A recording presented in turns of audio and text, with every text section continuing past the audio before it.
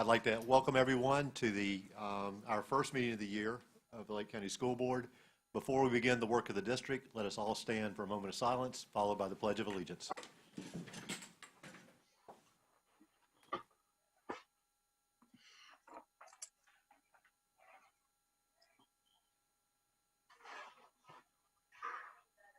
pledge allegiance to the flag of the United States of America and to the republic for which it stands, one nation under God, indivisible, with liberty and justice for all.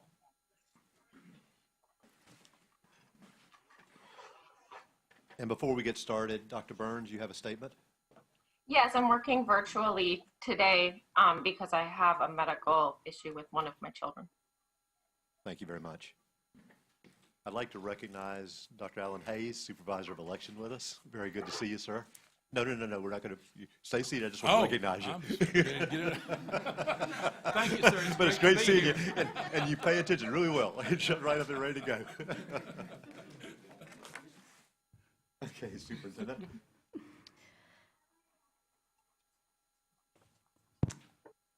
We haven't done any changes or amendments or additions to the agenda. I don't have any. I don't know if you want to ask the remainder of the board if they have any items for this evening. Dr. Burns?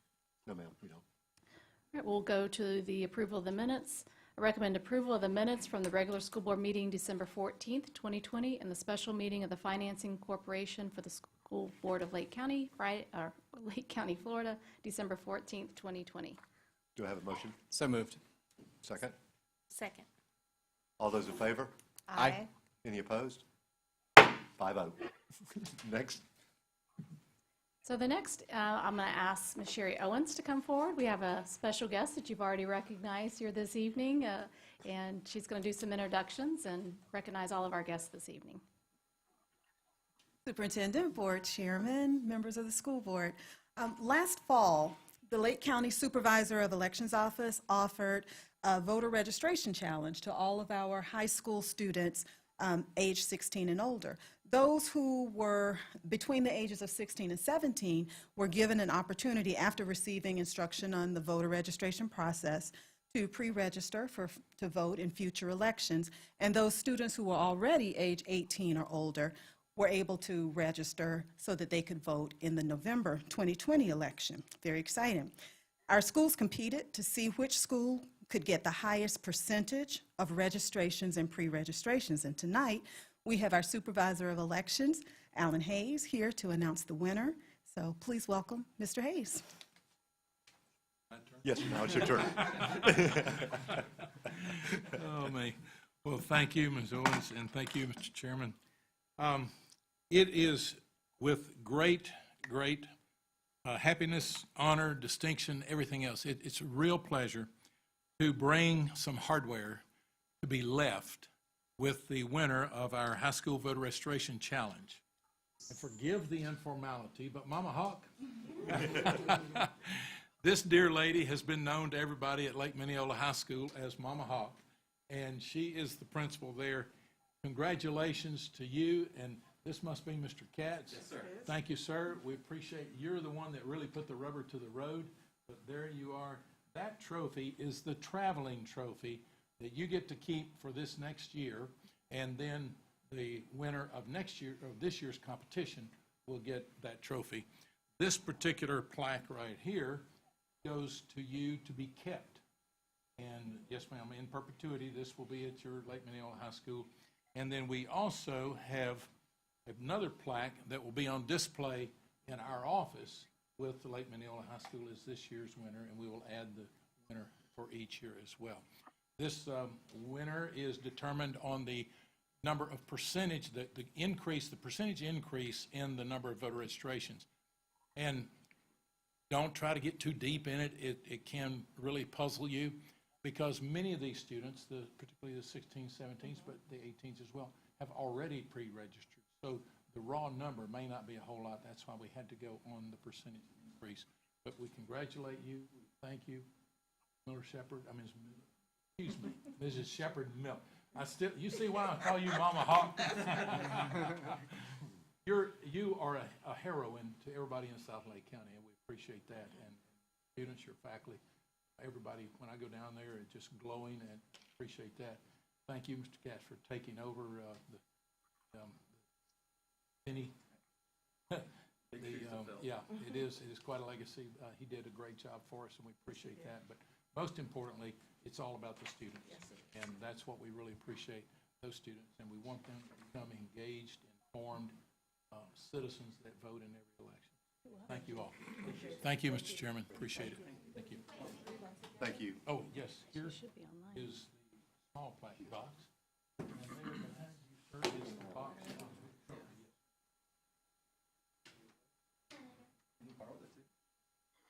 Oh, I'm sorry. Oh, okay.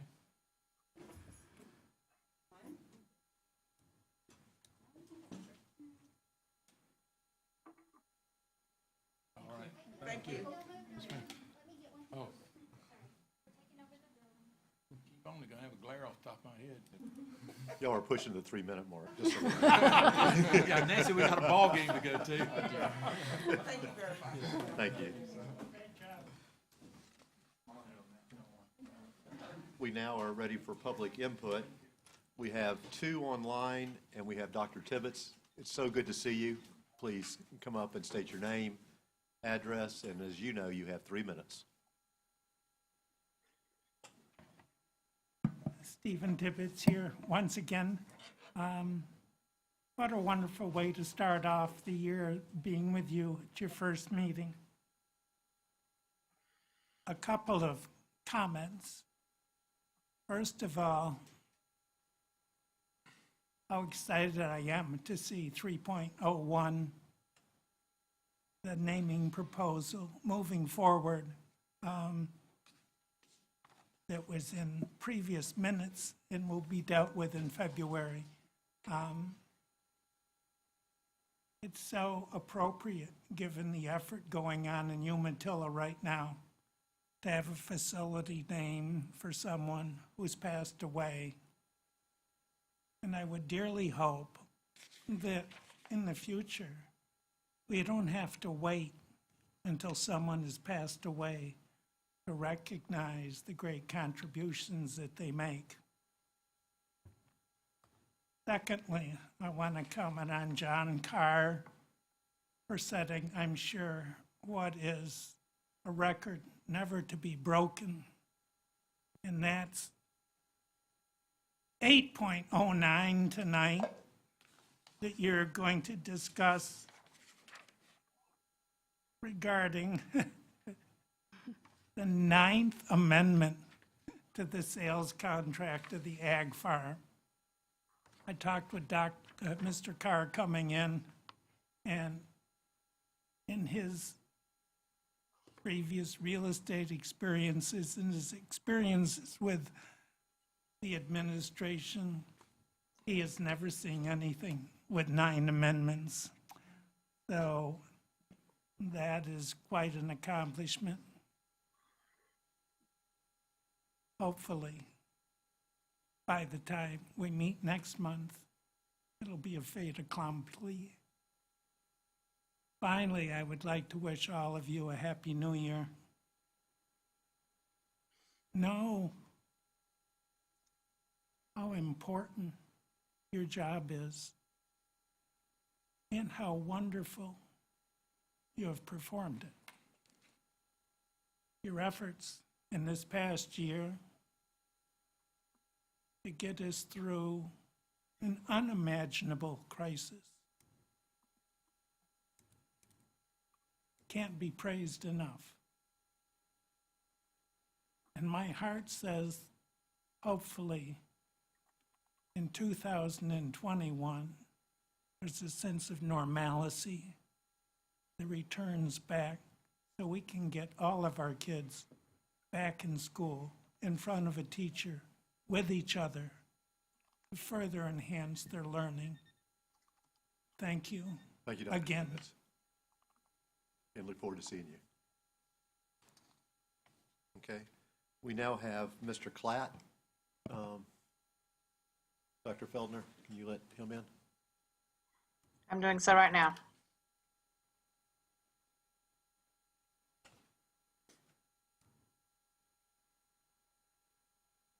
Good evening, Mr. Klatt. Your mic is on mute. You have your 3 minutes. You're still on mute. You're on mute. Mr. Klatt, you're muted. Okay. There you go. There we go.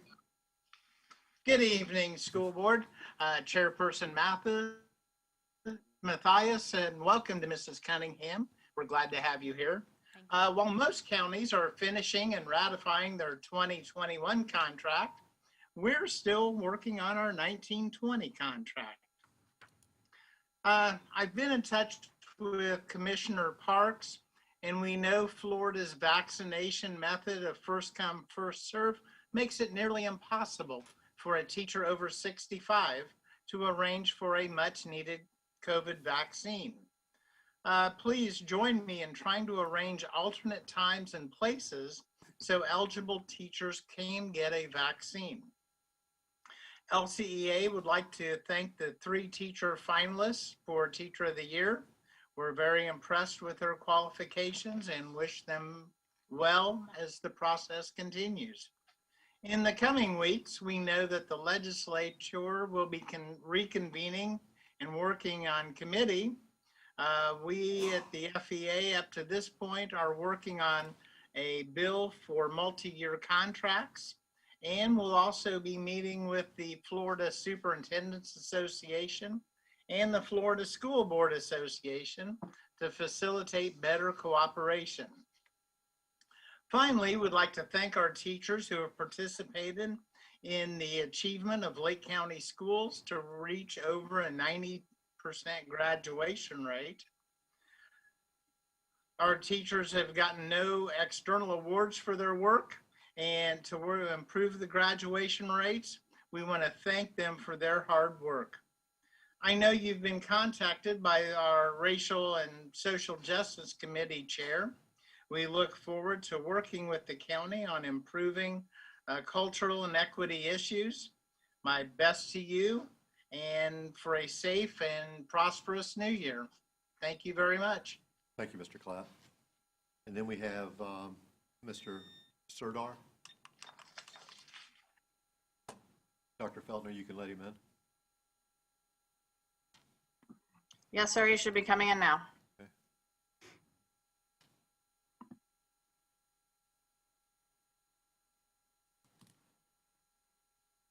Mr. Serdar, your microphone is muted. And please state when you unmute your name, address, and understand you have 3 minutes, please. Your microphone is still muted. There it is, David Serdar. Okay, you now have 2 minutes, 30 seconds. 66 Winter Green Drive, Fruitland Park, Florida 34731. I'm wearing a Leesburg High School shirt. You know, I used to work there. Now I'm up in the state capitol, and I just publicly commented. And, you know, we got to pray. Do you have video? I'd love to see it. Well, I do. I have cameras up, pictures of it. But, you know, we got to worry about our kids' future. I got a Bottleville. You know, I'm the hardest working guy you ever saw. I worked so long at the school over there. I'd love to get my job back. They want me to help out at a rodeo for kids, bull riding, right down the street from where Mr. Odom of the school program, the farm program at Leesburg High School, I believe you sold the property. And I've been public commenting everywhere. In Orlando today, they had a city council meeting, and his sustainability residence director said, keep on going, because our kids' future means a lot. I've got a Bottleville. You know, my dad was an elementary school principal. He taught me respect and values.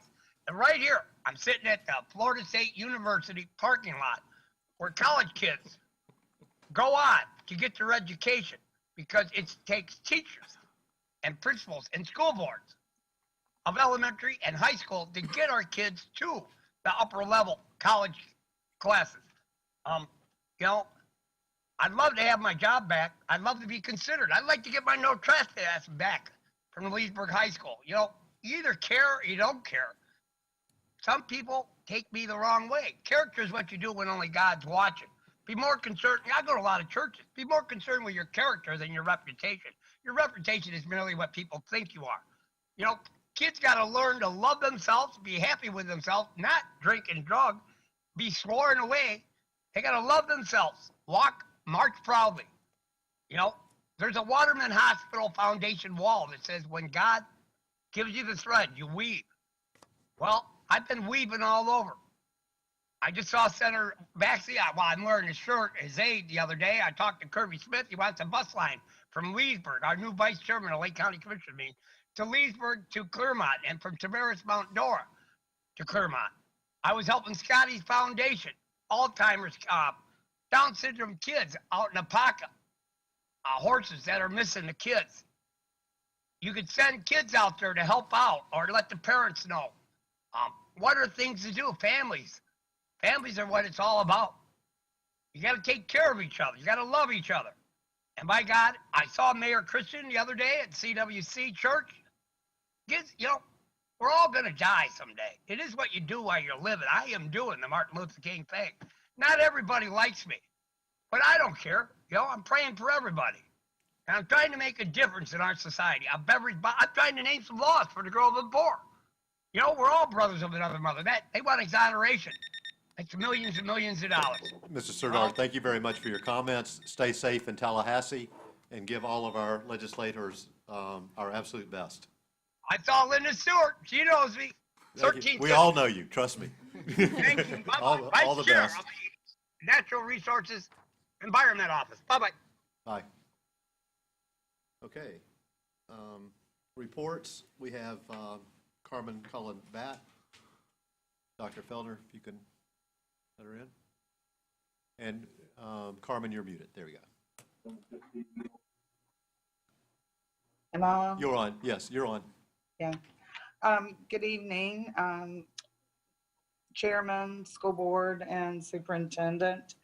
Apple Mart has had 496 teacher visits, and we have distributed $37,200 worth of supplies. We have received $10,000 from the Abundant Life Ministries for our Take Stock in Children operations. The Am Scout Just a Dollar campaign did not roll out this year, but the owners of Am Scout sent $500 to Lake County in lieu of that campaign. We received $4,000 today from county materials, and it is earmarked for our 2 construction academies at Eustis and Leesburg High School, as well as Take Stock in Children.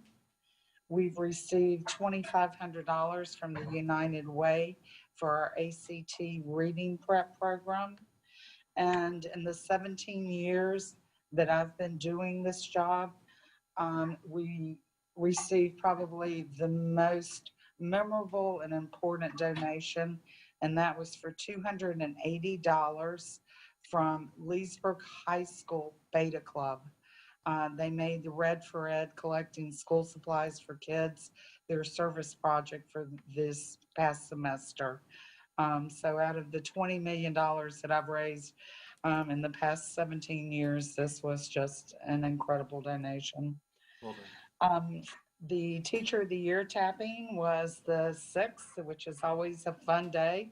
It was a little bit different this year in that the teachers came out to us. We didn't go into their classrooms, but we tapped from Eustis Heights Elementary, Shannon Clark, who is a 4th grade ELA social studies instructor. At Fruitland Park Elementary, Ricky Perosi, and she is a 1st grade teacher. And at Umatilla Middle, Josh Wintersdorf, who is a 6th and 7th grade Algebra 1 teacher.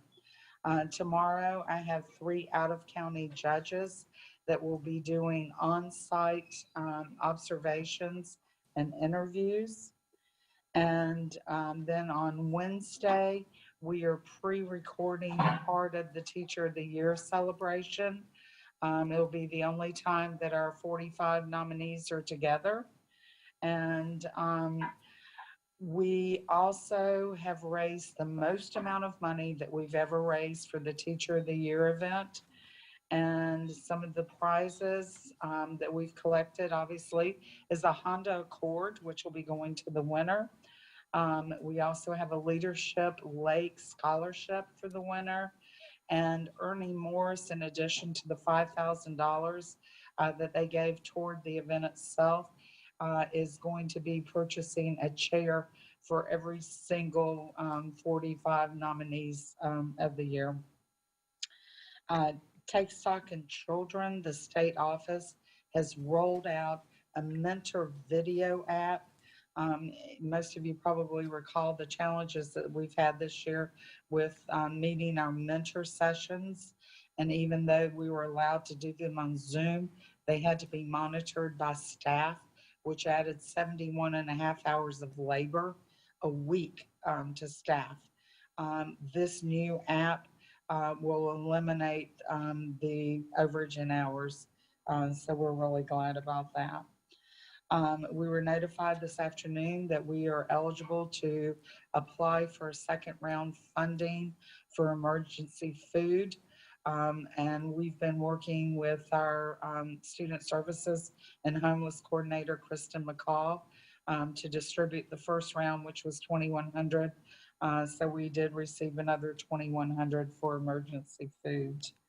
And our next board meeting is the 27th of January, and it will be a Zoom meeting. Are there any questions? Board? No, Carmen, you're doing an amazing job. Thanks. Thank you. Okay. Attorney's report? I don't have anything. Okay, no unfinished business. Superintendent? Oh, sorry. Could we go back? I did have a question for the attorney. Okay, we're back. Oh. I just wanted to ask him about 8. I was actually thinking the one that Mr. Tibbetts brought up, the one that is the 9th Amendment, 8.09. I actually was gonna pull that, and I was iffy because it is the 9th. Do we have a reason? I mean, I know that Sure. we've been going back on mineral rights.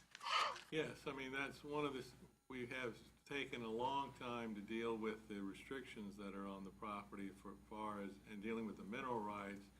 As it turned out, that ended up working out at very little cost to the school district when we came up with something that they would be willing to accept as elimination, or if not elimination, at least to a point where they weren't going to worry about that being affecting the title anymore.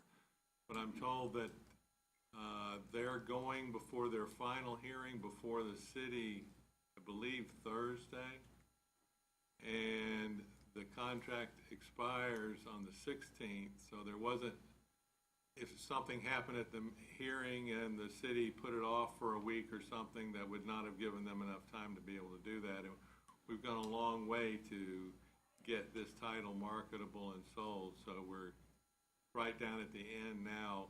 We should really know by the end of the week whether the city has given them the okay to go ahead and go forward with it. All right, excellent. Thank you. Okay, Superintendent? I recommend approval of consent agenda items 8.01 to 10.03. So moved. Second. Okay. Any discussion? Having none, all those in favor? Aye. Any opposed? Hi. 5-0. Okay,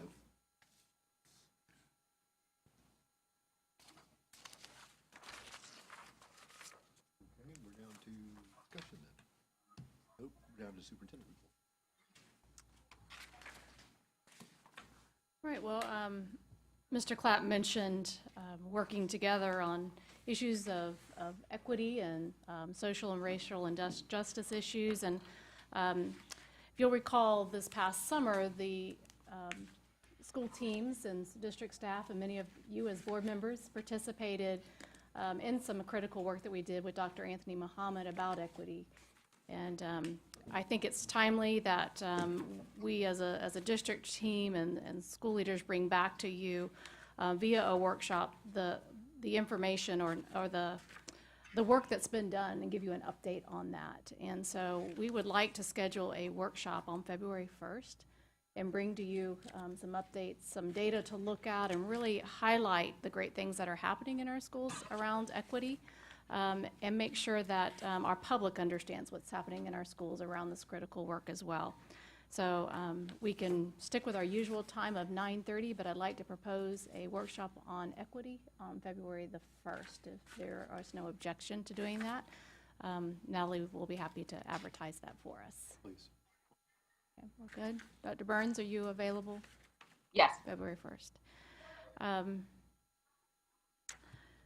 Carmen already mentioned and celebrated our Teacher of the Year. That was a wonderful day, one of my favorite days of the year, and I was so grateful that many of you were able to join me as we visited schools. And it was a little different this year, standing outside, but it added a new element of surprise as they walked outside, and there was a lot of folks out there to greet them. I want to wish them all the best of luck and say congratulations to all of our Teacher of the Year. This is during this unprecedented time. You know, they're rock stars every year, but I tell you, this year is certainly different. And we have a Lake Live teacher as well as brick and mortar teachers that were being recognized as finalists, and so it just goes to show you the great work that's being done in all of our learning platforms and the great expertise and skill of our teachers that's been clearly evident this particular year. I also want to, I already gave you the preview of the graduation rate, so I know you weren't surprised when you saw them. I wanted you to have them as a Christmas gift, but we did confirm, the state took them a little while to get the public notice out there, but they did, and Sherry was on it quick and was able to get that out there. And I just want to say thank you to the great work that's happening in our high schools to make that happen. I know I already mentioned them and thanked them when I brought it to you back in before the holidays. So I too want to wish you all a very happy new year. It's been a great week back, lots of things happening. I thought the board might be interested as we look at our student numbers. We are seeing more students still, even in the height of this pandemic, trickle back. If you remember, we started the school year with about 50-50, 50% of our kids virtually, 50% brick and mortar. We now are just over 63% of our students back brick and mortar. And I know our high schools have been working diligently, contacting parents and really trying to have individual conversations about the best opportunity for learning for their child. And so we're grateful that our kids are back, and we still have some that we're hoping we'll see back the start of the second semester, which starts January the 20th. So I'll give you an update, but I do anticipate, I know many of the families, especially at our high schools that we've talked with, or the schools have talked with, have said that they do plan on coming back, but they're going to wait till the semester, of course, because they need to complete the coursework that they're currently in. So the semester break just came at an odd time this year due to the adjustment to our calendar. So I will keep you updated on that, but we're at 63%, and I think that that's a great tribute to the great work of our counselors and teachers and administrators that are really working with those families to get them back. So that's all I have this evening. Letters of condolence. I do have one letter of condolence.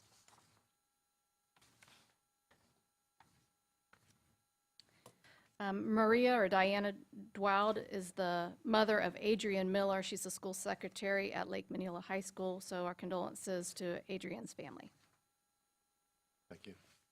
Okay, board member comments. Dr. Burns, we'll start with you since you're so far away. I'm good. Oh, you're good? Okay. Yeah. Mr. Dodd? Sure. I'd also like to extend my congratulations to the Teacher of the Year finalists. You know, I've always said teachers are superheroes, and if there is ever a year that you'd like to just make every teacher Teacher of the Year, this is certainly the one, because of all the unique challenges they faced this year. I think it's a distinct honor to just be called a teacher, let alone a Teacher of the Year finalist. So congratulations to those folks. And I guess we're going to touch on the vaccine, right? Is that during your report, Mr. Mathias? Yes. The superintendent forwarded a letter that. Yes. So we'll Yes. We'll talk about it then. Okay, Yes. very good. The other piece that I wanted to touch on was an opinion piece that kind of ruffled my feathers a little bit in the Daily Commercial this week. The letter was entitled, "Lake County, like others, turns blind eye to pedestrian safety for school children." And I think those of us who were on the board in 2014 could take particular exception to this one, because there's no doubt that we have done amazing things in terms of trying to address safe passages to schools. I recall one of the first big things that we did when I stepped on that board in 2014 was shrinking that parent responsibility zone for elementary students from the 2 miles down to 1 mile. This letter doesn't address that. What I think is particularly interesting about this letter is that the title doesn't really seem to go along with the body of the letter. When you read the title of the letter, you think that really we're just ignoring student safety. But in reality, when you read the letter, it focuses mostly on the state's definition of hazardous walking conditions not going far enough. And that certainly would be beyond the control of the Lake County School Board to change that statute. But we have, in the years, pushed for more aggressive hazardous walking conditions to be defined. And in fact, I think Representative Metz at the time had succeeded in clearing some of that up and getting more students' walking conditions a pathway to be resolved through a tougher definition. As I thought more about this particular one, I know that there are not many hazardous walking conditions still in Lake County, right? I mean, but I was wondering if perhaps we might be able to get a list of what is still pending out there.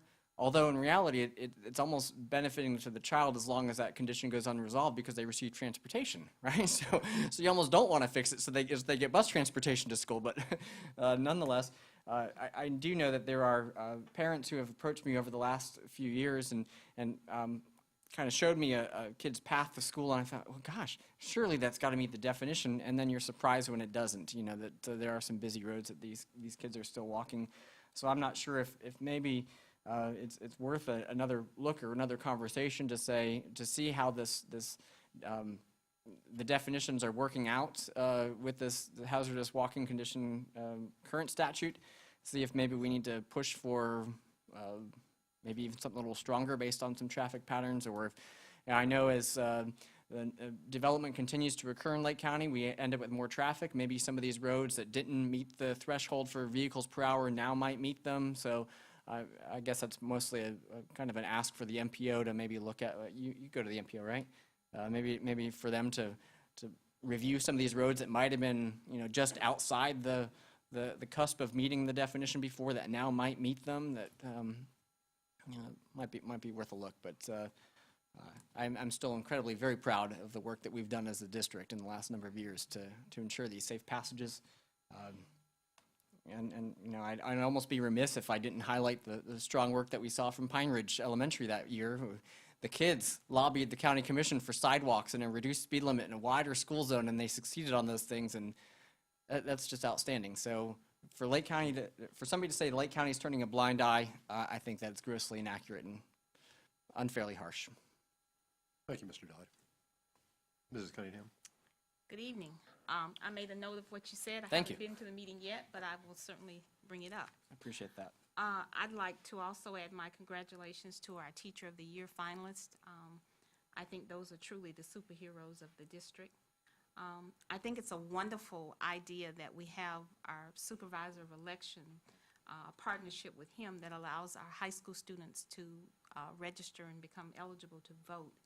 I think that the most important thing that we do as a society is when we demonstrate those positive examples for young people and we help them to establish priorities in their life. So I think that is certainly on to the right track. I would also like to share with you, if you've not had an opportunity to watch the virtual Martin Luther King celebration, it's floating around on all kinds of formats right now, or platforms. But I want you to pay special note to our own superintendent's speech. We had several local dignitaries that gave greetings. I thought hers was very timely in light of all the things that are going on in our country and in our state.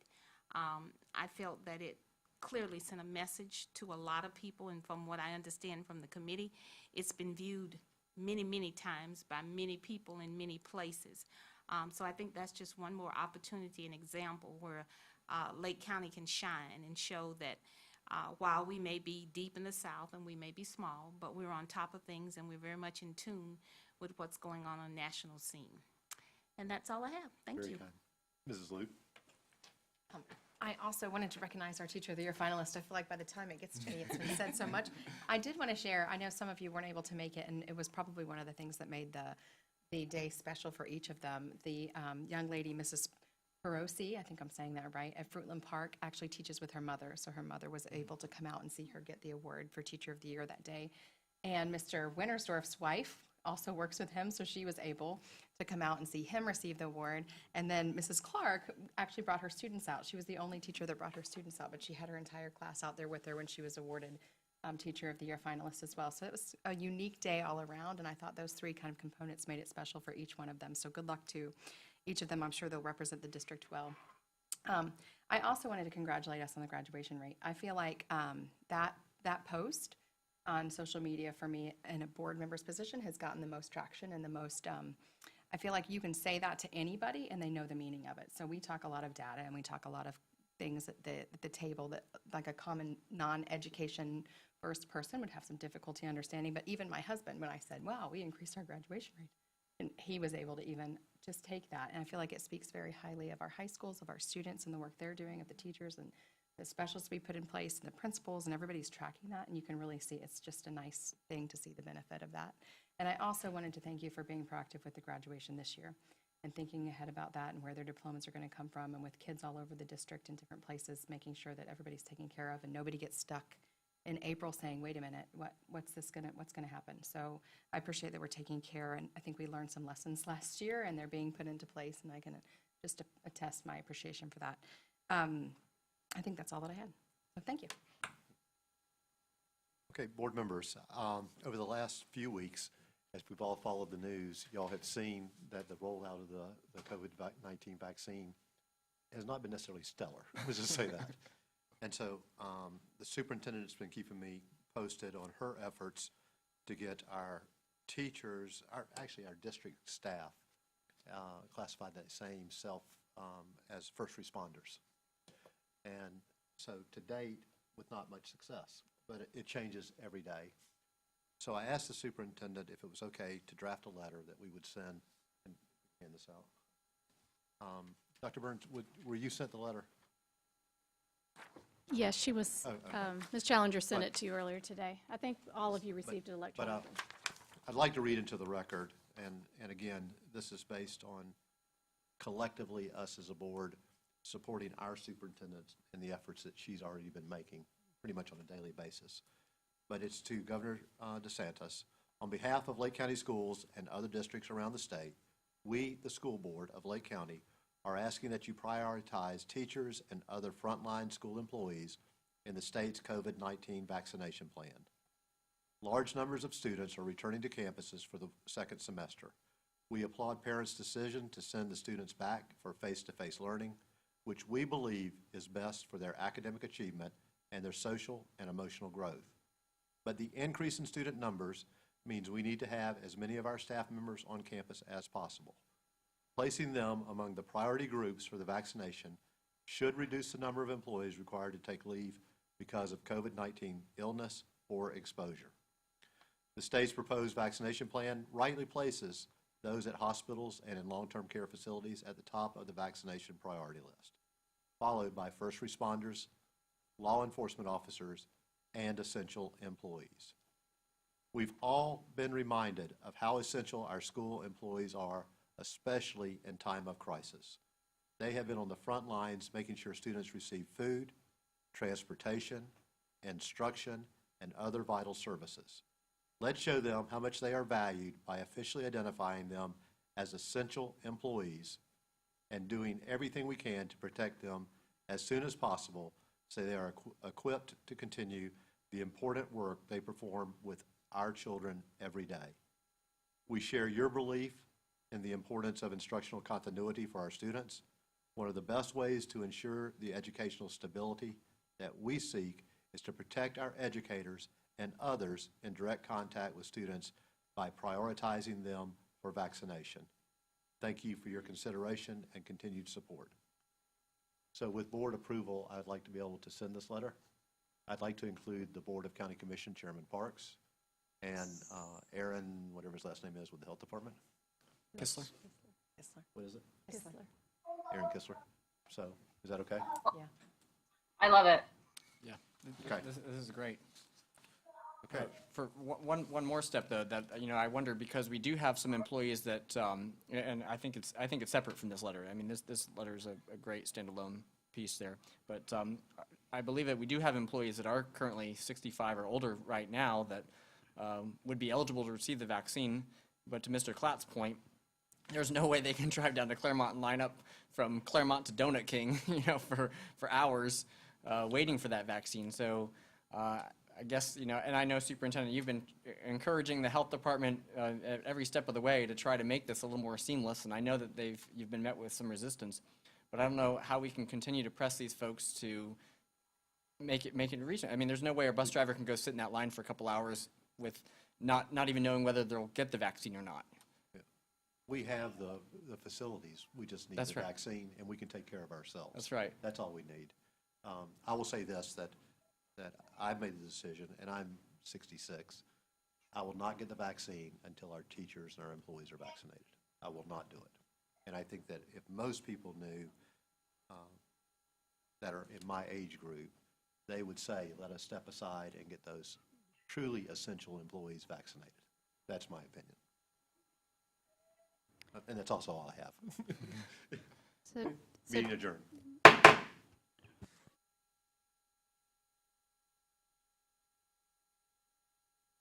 Sudden.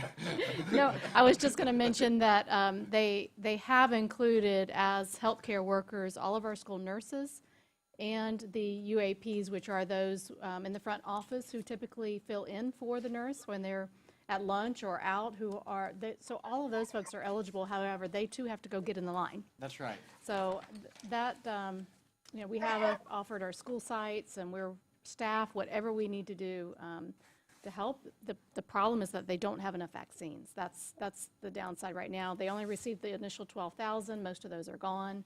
So it may be a week or two before we have enough vaccines, but we're hopefully going to have a plan in about 2 weeks that will look a little different than the plan we have right now for our employees. I guess my encouragement for them would be when they've got the vaccine sitting there, that there be some sort of maybe appointment system for our folks to be able to, or utilize one of our sites to be able to, drive through and have them receive it.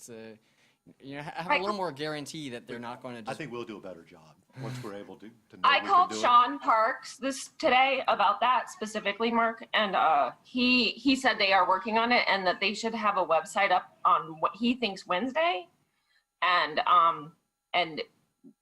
as for possibly getting a small group, they're working on that too for our 65 plus teachers. So he said he was working on it. I think he is. He said it was hard. Yeah, I just don't want the situation where somebody from Umatilla is driving all the way down to Claremont, where you almost need a helicopter for that trip, and then they get there, wait for hours, and then no luck today, try again tomorrow. That it's got to be more reliable than that. They've got to have some sense of security that they're going to drive all that way and get the vaccine. Yeah, so it's my understanding the county commission is sort of taking over the website part for the DOH. Good. All right. Okay. Anything else? That's all I have. Okay. Now we're officially adjourned.